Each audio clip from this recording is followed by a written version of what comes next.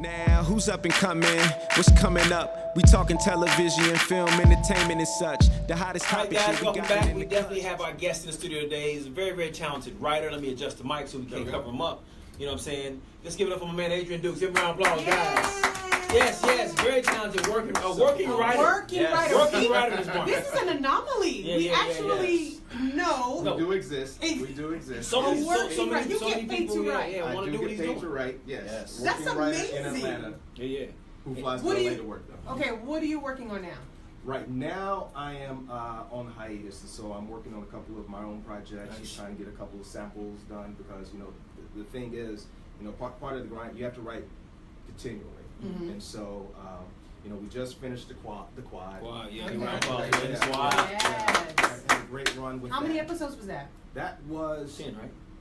Yes and no. So the MLW, the movie of the week, counted as 2. Okay. And so 'Cause it was then, 2 hours? Yeah, because it was 2 hours. And so then the writers' room, we came in and we did episodes. So we count that as 101, 102, episodes 103 through 110. Okay, so kind of like 12, but it was a movie. No, so 10 still.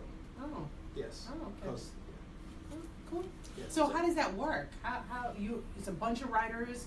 Are you the head writer, or everybody writes their own episode? It's I am not the head writer. Okay. You and Brian were one together. Yeah. Brian and I, Brian Edgerton, we Shout out to writing Brian. Shout out to Brian. Yes. Yeah. We co-writers on that one. So we went. It was a room. We had a writers' room. It was based in L.A.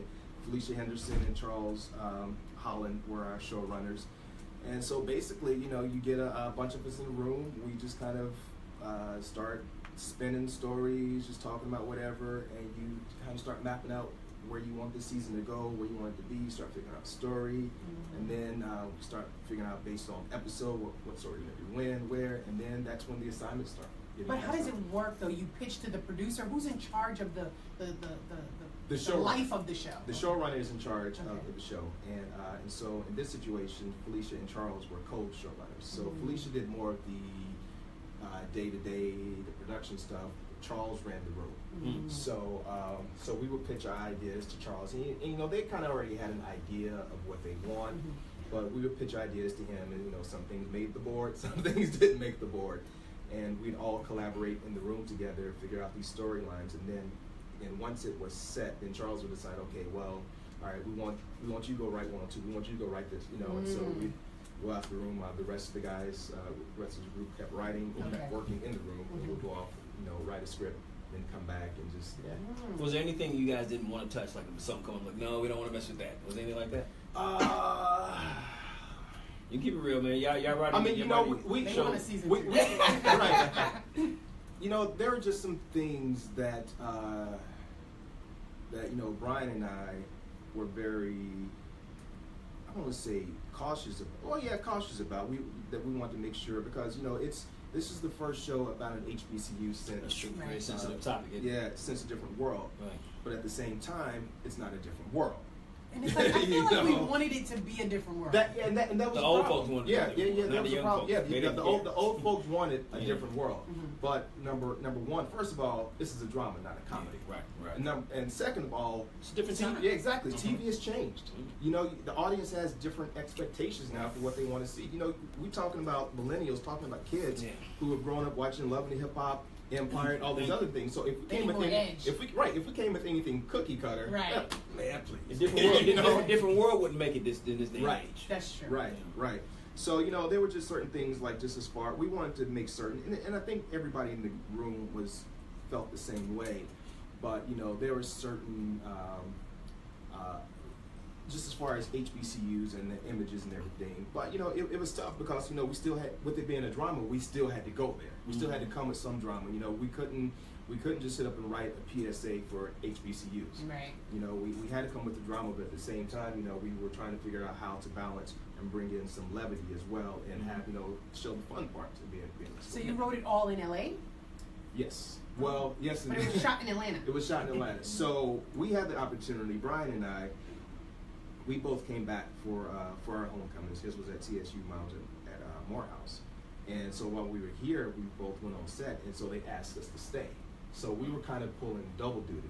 We were still technically working out of the writers' room in LA, but at the same time we were on set helping to produce, and it was an incredible experience. Yeah. So I think that with the quad, having that, I saw an episode of Steve Harvey, and they had Nigga Noni Rose on there talking about the show, and she pretty much bluntly just out there and said, "Look, this is not different world. This is its own entity," and people started to associate with that because it was HBCU, right? And it just shows you how starved we are for these type of experiences. Absolutely. Because we try to associate it with whatever we could. We know and it's just not. It was not. It's relatability. We want to relate it to something. And just 25 years ago. Just think how crazy that is, right? It's been 25 years since there's been a show set at an HBCU. Yeah. HBCUs didn't go anywhere. Right. We didn't stop attending them. Stories didn't stop happening there. Right. I just think with a different world, we wanted that comedy. We wanted that love story. Yes. Mm-hmm. I think that's what I guess our generation wanted. But you know what's the You got TV land. You got TV land. Yeah, the good thing about that is it just goes to show, how much more content is needed that's aimed at the African Well, American. this is the golden era for black content on TV, though. Absolutely, TV, absolutely. TV, Yeah, we've never seen it like this. Yeah, because we started sweating. I think maybe the night our episode was on, we had it was the premiere of Underground, and then the following week Greenleaf, and so we had. You kind of you're kind of frustrated because you're going against two of the black dramas, but at the same time, look at what we're doing. Right. You have so much black content out right now, and so on Wednesday nights, at one point you had the Quad, you had Greenleaf, you had Underground, you had Shots Fired, you had you had Shots Fired, you had Blackish. Yeah, all them shows. 5 shows. Yeah.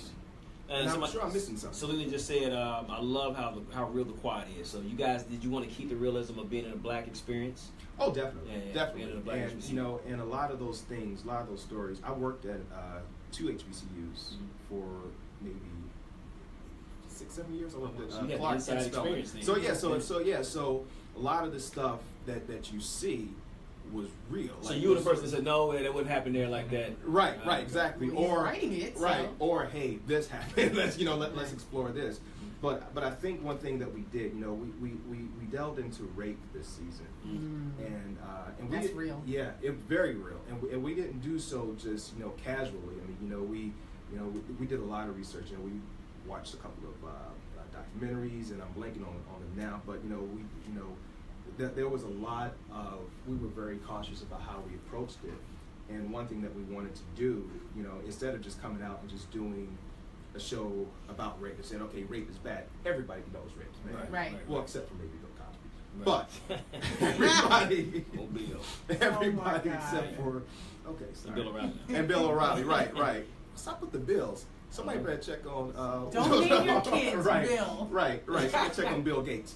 But anyway, but what we wanted to do, we wanted to explore consent because and we wanted to make it kind of muddy so that the audience had to think about, okay, what is consent? We didn't want to make it just so obvious where okay, he's throwing her down on the ground and bam, we know that's right. Because of the whole Nate Parker situation. Nate Parker, James Winston, a lot of said that she consented. Right. So what does consent mean? Right. Do you need to hear a physical yes or that's a very touchy subject. I think that as a celebrity or anybody that's doing anything like this. No, I'm saying as a celebrity. I'm saying me. What I'm saying is I heard celebrities have forms that people have to sign, releases when you come into their room, and I just think that in this day and age, confidentiality. Yeah, you kind of have to. Yeah. Yeah. With social media. Yeah. So how do you get your job? There's so many writers out here. How do you get your job? Just be good. Just be a good writer. No, right? specifically, do you well, actors audition? Yeah, my path was a little different. It was a matter of just consistency. Through just continually writing, continually staying at it, and it got to a point for me to where. Not to sound arrogant, but I couldn't be denied.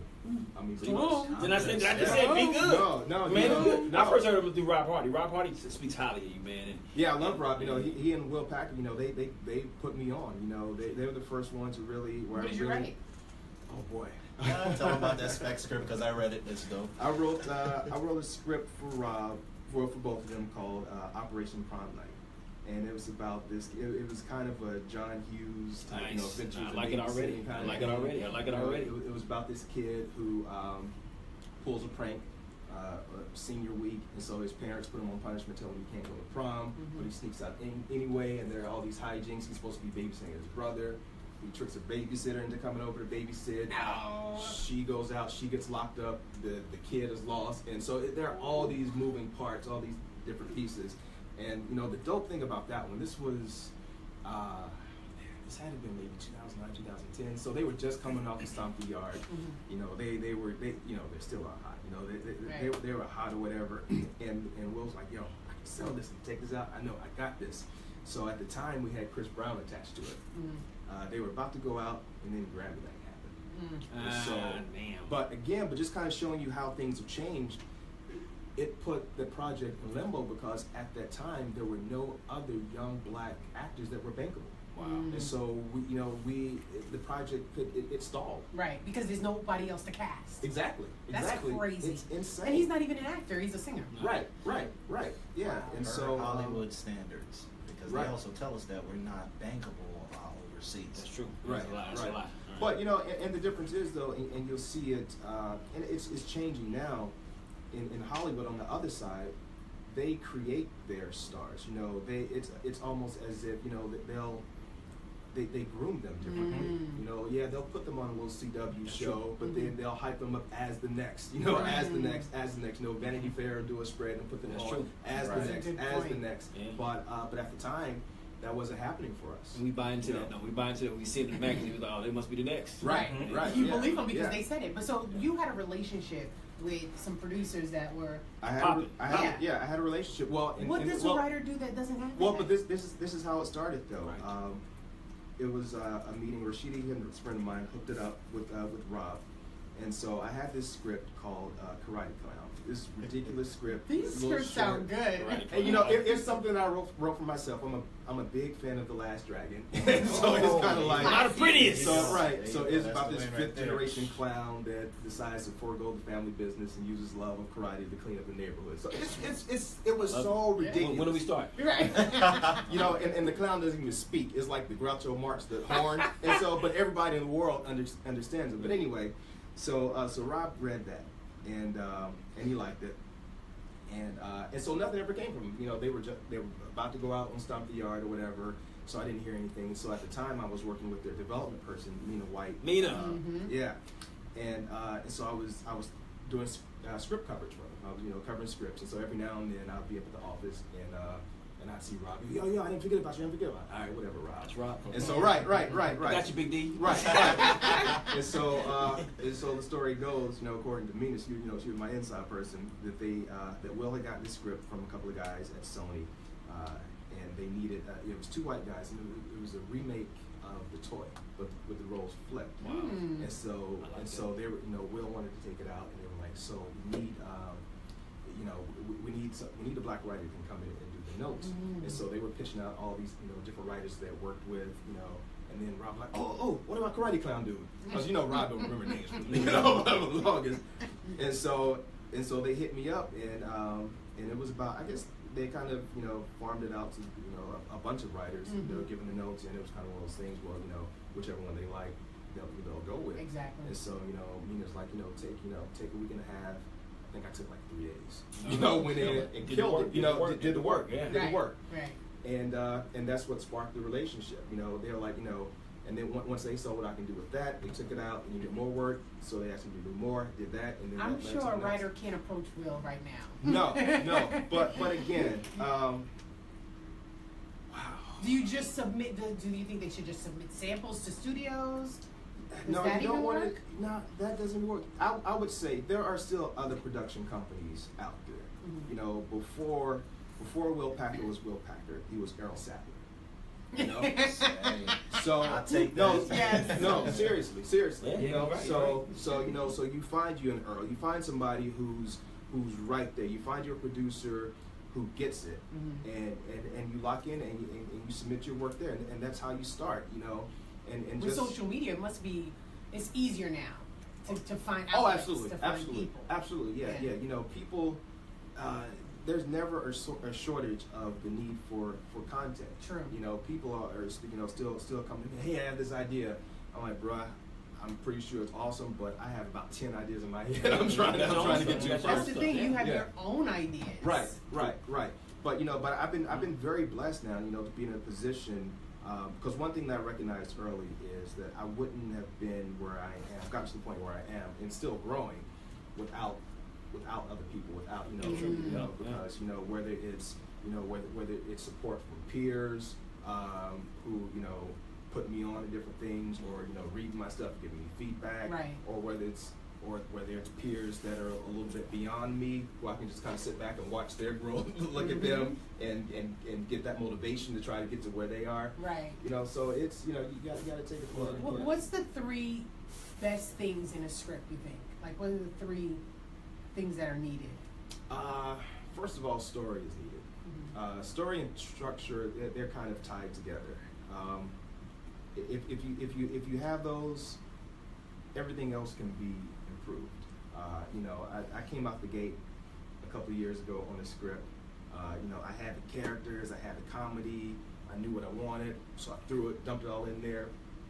And the feedback I got was, but the problem was I didn't have my structure wasn't tight. And so I had to go back in, and which unfortunately is kind of like rebuilding a house. Try, Right. But yeah, it all starts with story and structure. Okay. Anything else can be improved upon. You can put it into the hands of a talented actor, like my man right here, and he can go in and whatever. Like, you can just have very pedestrian dialogue, and he can go in and just take it to the next level because Make he's it come alive. Make it come alive because He's he's a good such a good actor. actor. Sure. But you don't want to rely on that because That's true. Because you want to try to make sure everything is on point as it is. But story is king. Story is sweet. Speaking of structure, we got to follow ours, and we have to get you included on our scene. We actually because we have 4 minutes left. So, Okay. We definitely 4 want minutes. to How talk about about. We want to do our scene segment, our last segment here, which is prank movie show. What's your favorite prank movie or show? Yeah. Prank movie? Mm-hmm. Home Alone. Like Mine. Home Alone's I classic. think Home it's Alone is mine. classic. That's it. Home Alone 2 didn't do that well, though. Yeah, it's hard to. It's It hard to. wasn't- I mean, yeah, at a certain point, when does defects get involved? I mean, like, they keep leaving this kid behind. Right. At which point does somebody call the authorities? You're right. But, You're Can right. you think of something? Yeah. Oh man, you got me, because I have a script that kind of resembles Home Alone. So I'm Really? gonna say Home We Alone. need another one. Yeah, Like a know, new right? updated Yeah, one. no doubt. Yes. That's such a classic. Though. It's kind of It hard is to a follow. classic. Right, yeah. It would have to be different, Right, but- it's so different now, because back then, you didn't have, Xfinity, Home Alert, you didn't have, you didn't have cell phones, all that stuff. Right. Yeah. He'd be on social media talking about help me. Right. We Right. wouldn't have gotten past the credits. I actually got to work with the team of Jackass, the Jackass team. Oh, So yeah. I did a pilot for them a couple years ago, and we went down to way down South Georgia, and I played this this grocery store manager. Had a country accent and everything. And what happened was, it's called Extended Family or something. It was on NBC. It never came out. But what happened was, this lady was in the store. The scene I shot, this lady was in the store. This older white lady was in the store selling. She was giving away samples of her barbecue sauce to people. Like, she's a real country lady, whatever. And I kept telling her, ma'am, you can't do that. Ma'am, I'm going to have to ask you to leave. I can't have you doing this in the store. And people come, leave her alone. People didn't know. Right. The whole store was rigged with cameras in grocery baskets, everything. So people come over to her and taste her sauce or whatever. And I would come over to her. Every setup, I would come and says, ma'am, I want to tell you one more time. I can't let you do this, all right? And people are like, oh, leave her alone. She's not doing anything to anybody. So then she would eventually say, okay, well, fine, I'll leave. And she would like everybody's eating the sauce. She would take she had this thing that was covered, and she would pull the cover out. It was a live armadillo in there. So people were eating this barbecue sauce, and then you used to see the look on their face when they it was such a fun thing. And I would say, ma'am, I would chase her around the store, and she would open up her thing. It has these big prosthetic breasts running through the store, and people had no clue. It's kind of like that show, What Would You Do? Yeah, no clue, Yeah. no clue. Yeah. But you used to see one person, man, I'm calling the police right now. So I'm calling people, calling the police, all kind of stuff. Right. They had no clue. We did that for the whole day. Oh, man. So just to add in, because you made me think of one, Bad Grandpa. Classic, right? Yes. Classic. Yes. But my other favorite prank show, To Catch a Predator. Oh wow, That's, that's actually a real show. No, I used to watch that show, man. That show was next. Man, let me tell you something. When you see people coming in and you know it's about to go down, But you know what? One guy committed suicide from there. You know that? Really? Yeah. No. A couple people did because they got caught on the show and ruined their lives, and they went to jail, lost their I mean, job. the pedophilia didn't ruin their lives. That You know, that was- But they MC had to end up taking off air because of that. They faced lawsuits. Yeah, that's crazy. Or even those ones. What are the shows where the people think they're coming to get tickets? That they want And they get the locked tickets up. and they get.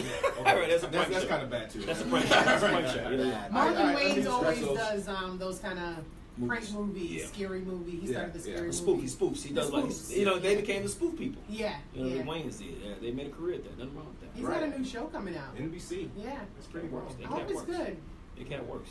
Well, hey, man, Well, we want to thank our man Adrian This Dukes was for coming in. fun. Yeah, It was he did his awesome. A thing. lot of No, good no. information. So we're Yeah. gonna be looking out for you, man. We always gonna support you, brother, and we're Appreciate proud of you, it. man. We I see you got an around. idea. We see you No, thank you, man. Thanks for giving him a big round of applause. My man Adrian Dukes hanging out at the Indie Scoopers today. Errol Supremacy Films in the building. Big round of applause. Can you hear now? Thank you. All right. That's it, guys. Till next week, Indie Scoop, you know what it is. 1 to 2. Check us out. Thanks for tuning in. Now, who's up and coming? What's coming up? We talking television, film, entertainment, and such. The hottest topics, yeah, we got it in the clutch. Sports, fashion, politics.